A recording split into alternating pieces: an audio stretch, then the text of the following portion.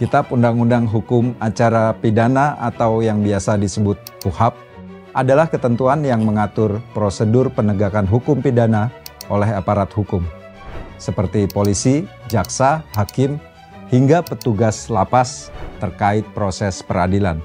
KUHP juga mengatur hak yang dimiliki oleh seorang tersangka, terdakwa, dan terpidana untuk mendapatkan proses peradilan yang jujur dan adil. Belakangan pemerintah dan DPR membahas revisi KUHP, tetapi revisi yang diusulkan berpotensi menimbulkan masalah baru.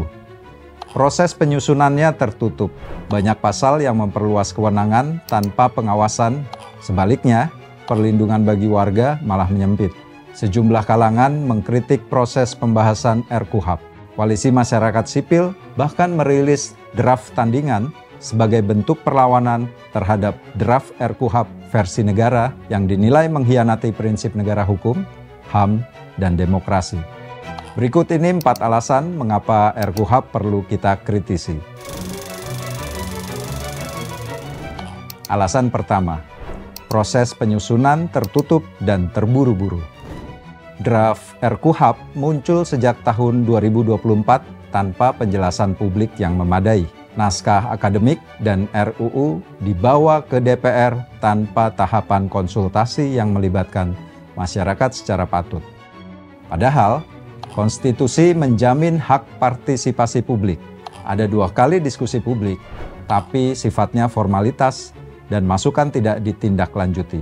Daftar inventarisasi masalah atau DIM sebanyak 1.676 poin dibahas ngebut oleh DPR dalam waktu hanya 2 hari saja. Yang kemarin ada beberapa DIM yang penting kita dahulukan di awal rapat panja kemarin sudah disahkan. Nah, sisanya tinggal 116 DIM. Kalau kita kerjanya cepat kayak kemarin, insya Allah sih bisa selesai nanti paling lambat habis maghrib itu lanjut sekitar 2 jam bisa selesai pembahasan DIM. Proses ini menunjukkan bahwa revisi ingin segera disahkan, meski tanpa kajian secara mendalam. Alasan kedua, ada banyak pasal berbahaya yang memperluas kekuasaan dan mengabaikan pengawasan. Karena ada banyak, saya akan kasih contoh beberapa saja. Pasal 7 ayat 5, pasal 87 ayat 4, dan pasal 92 ayat 4. Ini soal membuka ruang bagi TNI untuk menjadi penyidik dalam tindak pidana umum. Babinsa atau Bintara Pembina Desa, satuan TNI Angkatan Darat yang bertugas di tingkat desa, bisa saja menciduk warga sipil hanya atas dasar subjektivitas. Ini tumpang tindih dengan kewenangan TNI yang semestinya tidak masuk ke dalam urusan sipil. Polisi bisa melakukan penangkapan sampai dengan 7 hari dalam hal tertentu. Ini ada di pasal 87 dan 90 ayat 2. Pasal ini lebih buruk dari KUHP lama yang membatasi masa penangkapan maksimal 1 kali 24 jam. Potensi subjektivitas polisi makin besar. Pasal-pasal lain yang bermasalah bisa dengan mudah kamu cari. Intinya, banyak pasal yang bermasalah yang memperlemah perlindungan hak warga dan berpotensi melegitimasi praktik sewenang-wenang yang selama ini terjadi. Alasan ketiga, tidak menjawab masalah penegakan hukum di lapangan.